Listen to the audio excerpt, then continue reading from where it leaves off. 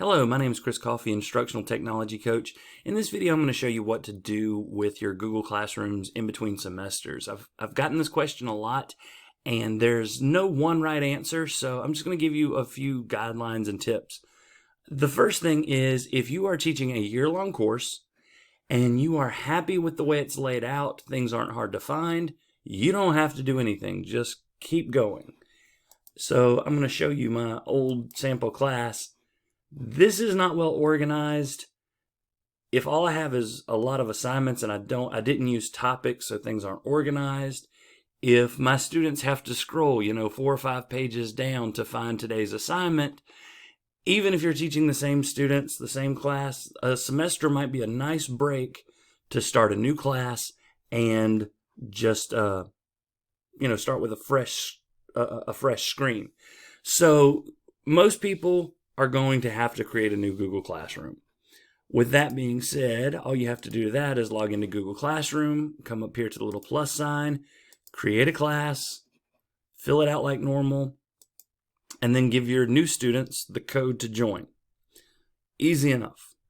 Now, for those of you who are like, hey, I've put so much work into this Google Classroom, can't I just delete my current students and add new students? And the reason you don't want to do that is because all this classwork that is already past due, as soon as my new students join, it will show up that they have missed this assignment, that they have work to do, and that's not going to work. So I would have to go through and redo all these assignments anyway. So we don't want to do that, okay? We want to start with a new class. So I'm going to come here, pretend like I just created this new class. There's no work. And now all I have to do to use those previous posts from last semester is go to Create, Reuse Post, and then go find whatever it was. So this is from sample class 2019, but if it was in another class, I can find whatever class that is. I can find the assignment I want and reuse the post. When I do that, it will have any attachments, it'll have the instructions I wrote out, but it will not have a due date. So now all I have to do is give it a new due date, assign it, and now this is brand new for the students who just joined my class. So instead of them seeing the entire curriculum for the semester, they will see it as you post it.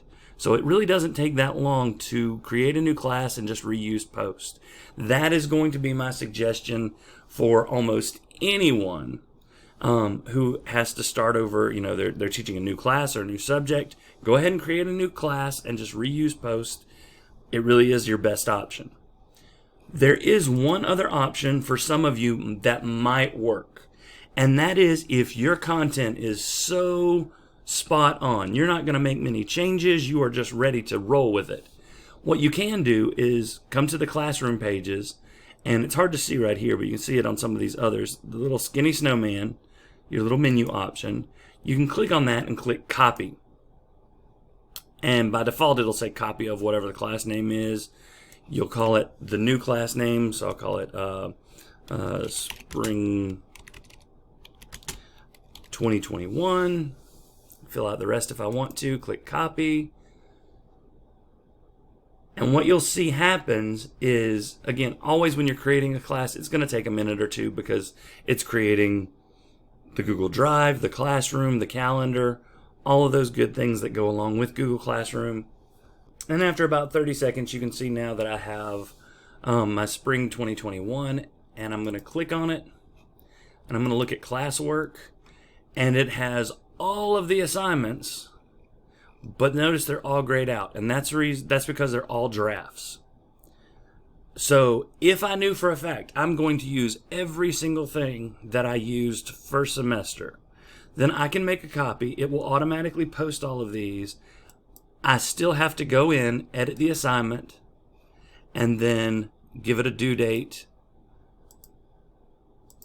I may very well want to give it a topic. Last time I didn't organize it. First semester I was busy. I didn't organize. This semester I'm going to make sure to put stuff in topics.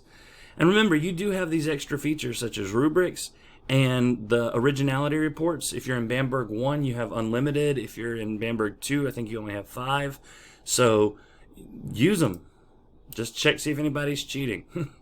And then we assign.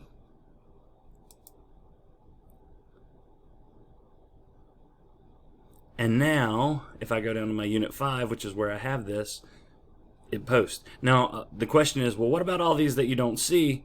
Remember, if they're in draft form, students won't see them either. So you'll see all these, but the only one the student would see would be this first assignment. So kind of keep that in mind. Duplicating a class can be great, but if I only use half or less of these assignments, then I'm spending a lot of time going through old assignments I know I'm not going to use. It's just easier for me to go create, reuse, post, and use the ones I know I'm going to use. So either create a new class and reuse post, or like I said, if you're really confident in your content, go ahead and duplicate the class. For your old class, what do you do with it when you're done? When you are truly done, all the grades have been turned in, report cards sent out, I don't need this class anymore. What you do is you just come up here to that little skinny snowman, you click archive, and you're done. When you archive a class, that does not stop you from reusing a post. So if I click create and reuse post, notice I still have sample class 2019. It shows that it's archived, but I can still use all of those posts from before. So I don't have to keep a Google Classroom just to reuse posts. I can archive it so it's out of the way and still use the post. So hopefully this video has been helpful about what to do. Ultimately, most teachers are going to create a new classroom or copy a classroom, but if you're happy with your classroom, if you're teaching the same subject, teaching the same students, and you know it's a year-long class, you don't really have to do anything. There really are some choices here. If you have any questions, please feel free to email me, and thank you for watching.